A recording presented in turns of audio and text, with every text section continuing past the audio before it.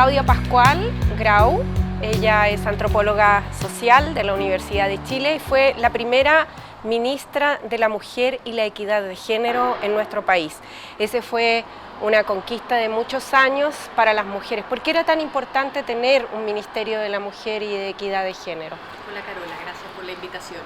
Bueno, era importante porque precisamente en la lucha por conquistar la democracia nuevamente en plena dictadura militar, las mujeres y el feminismo también planteó tener una institucionalidad de género preocupado desde el propio Estado por los derechos de las mujeres.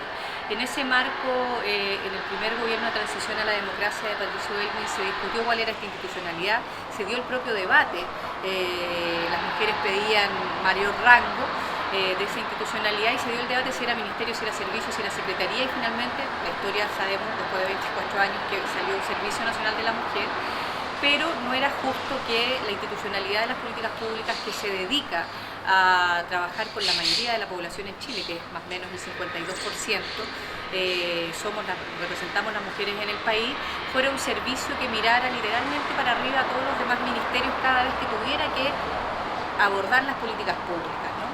Entonces en ese ámbito había una necesidad de no solo, por así decirlo, elevar el estatus de la institucionalidad, sino que por sobre todo por tener mayores facultades, por darle mayores prerrogativas a la institucionalidad. Y es por eso que la creación del Ministerio de la Mujer y la Equidad de Género, al menos desde su creación en la ley, permite definiciones mucho más actuales también en términos del papel que jugamos las mujeres en la sociedad, de una concepción de género también con una perspectiva mucho más amplia y además le permite también mayores facultades. Todo lo que hizo y que yo creo que hay que reivindicar de positivo el CERNAM durante 24 años fue con harta pachorra, fue con harta personalidad más que con facultades legales. Y hoy día este ministerio y su Servicio Nacional de la Mujer y la Equidad de Género tienen esas facultades atribuidas por ley. Por lo tanto también nosotros, mujeres, hombres, todas y todos en nuestro país debiéramos tener un control social porque ese ministerio ejerce sus facultades, porque hoy día las tiene. Claro. ¿Por qué en el imaginario de las personas en Chile las luchas feministas están asociadas a la lucha contra la violencia hacia las mujeres? Vemos grandes manifestaciones en ese sentido, pero no vemos una cosa equivalente en torno a otros temas de las luchas feministas.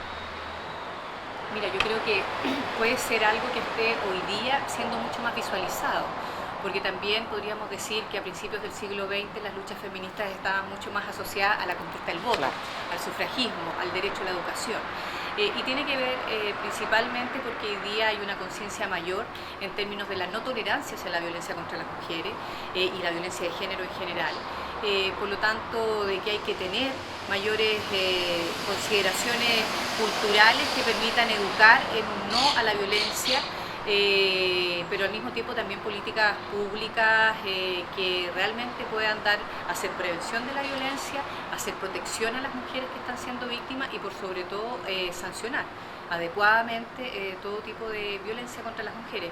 Pero yo creo que es bien limitado pensar que hoy día el movimiento feminista y que solo la mirada que haya sobre el movimiento feminista lo vincule solo a la violencia contra las mujeres. El movimiento feminista en general, a lo largo de la historia, los movimientos feministas, porque tampoco hay como una sola corriente, pero a lo largo de la historia han reivindicado todas las derechos que tienen que ver con los ámbitos tanto de el respeto a la integridad física de las mujeres, la autonomía física, como también se dice, y el respeto a sus decisiones con respecto a su cuerpo, los derechos sexuales y reproductivos, pero también ha manifestado con mucha fuerza la autonomía económica de las mujeres, la generación de recursos y a la toma de decisiones económicas, y al mismo tiempo también el derecho a organizarse y el derecho a representar las voces de la sociedad, no solo las nuestras, sino que las del conjunto de la sociedad, a ser elegida también.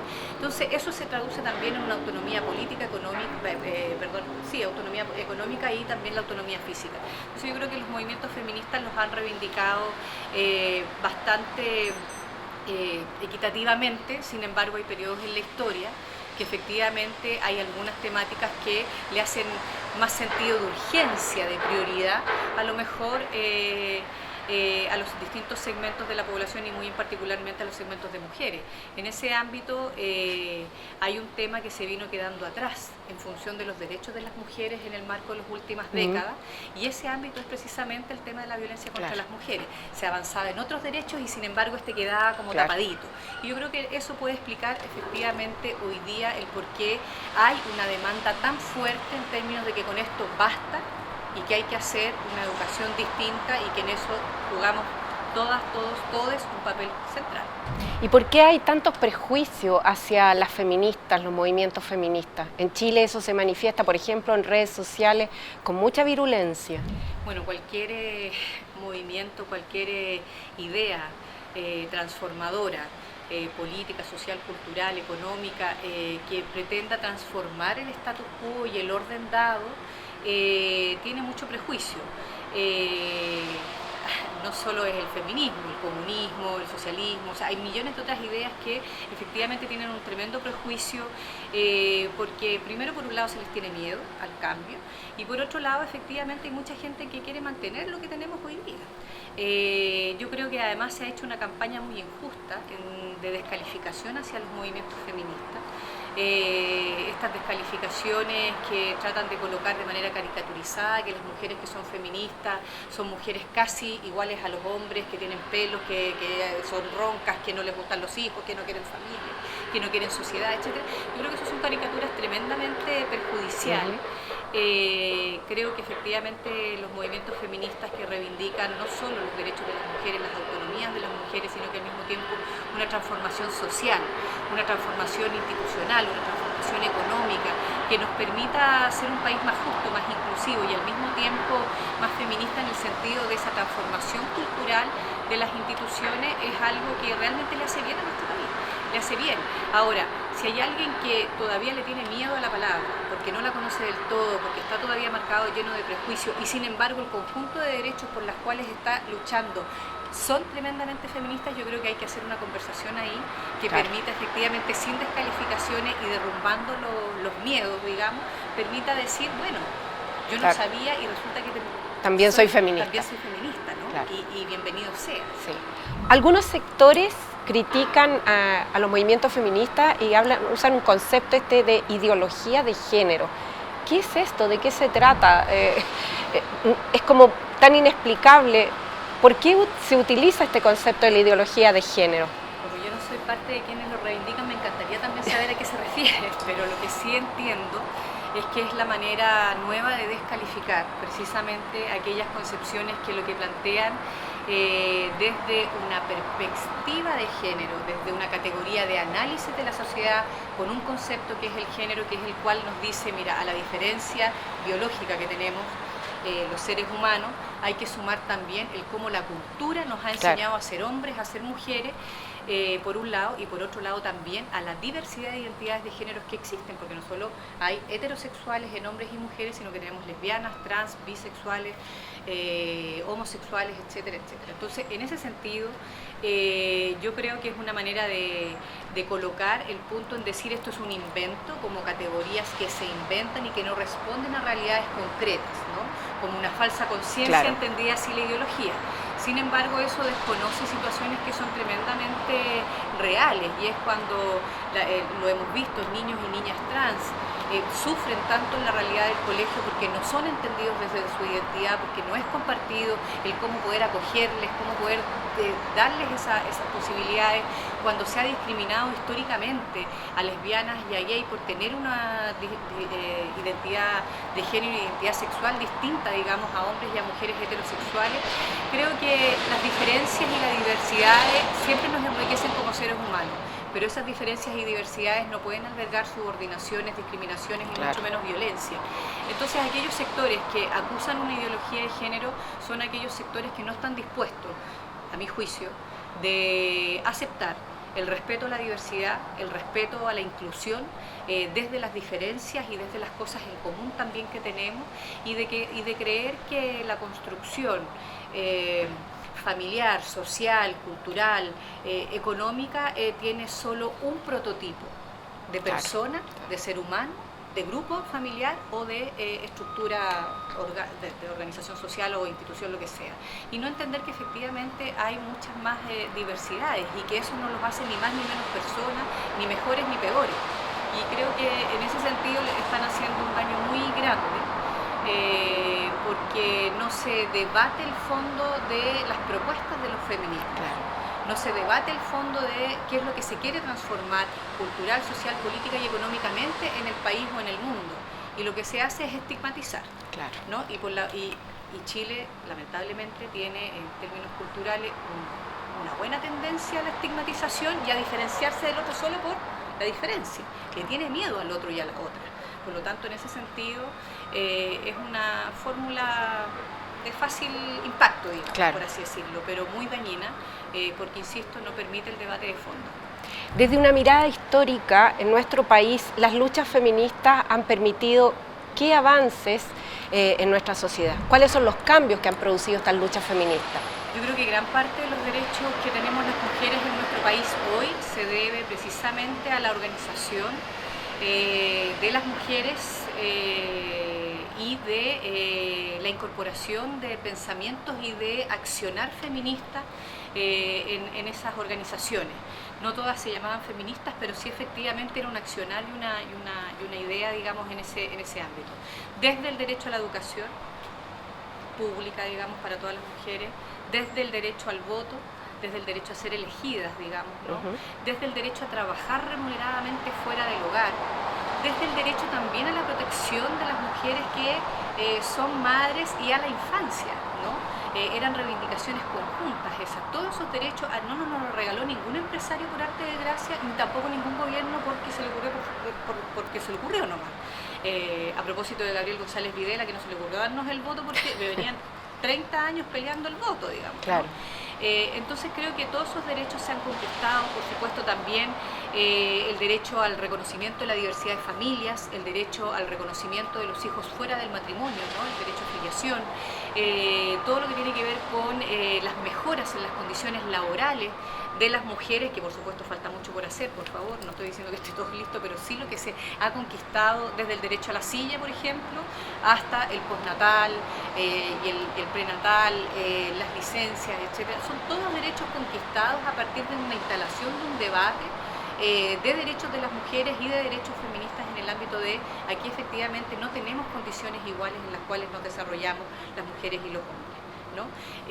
Teniendo capacidades y habilidades totipotenciales igualitarias, no tenemos los mismos caminos y los mismos desarrollos, por lo tanto efectivamente hay que seguir avanzando. Y por supuesto más en el último tiempo tiene que ver también con el poder también acortar las brechas en el ámbito de sí, votamos todas las mujeres, sí, podemos ser electas, pero no somos electas, claro, en la misma magnitud, entonces criterio de paridad de género en elecciones, poder tener indudablemente también promoción de mayores liderazgos y dirigencias de mujeres en las distintas organizaciones sindicales, por ejemplo, a propósito de las reformas laborales que se hicieron hace unos años atrás, el tema de, por supuesto, el permitir la interrupción voluntaria del embarazo en caso de 3 causales, después de que por más de 28 años en nuestro país no se permitiera, habiendo sido permitido el aborto terapéutico en Chile desde la década del 40 hasta el año 89, digamos. Entonces yo en general, derecho que haya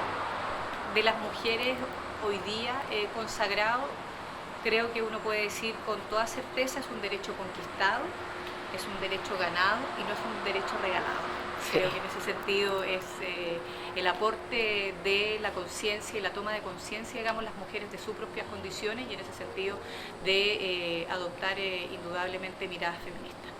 Entonces, podríamos decir que los feminismos son teoría, movimiento, acción política, una mezcla de todo eso. Yo creo que principalmente los feminismos son movimientos políticos sociales, por lo tanto llaman a la acción, no llaman a una descripción del status quo, no llaman a una descripción de la sociedad.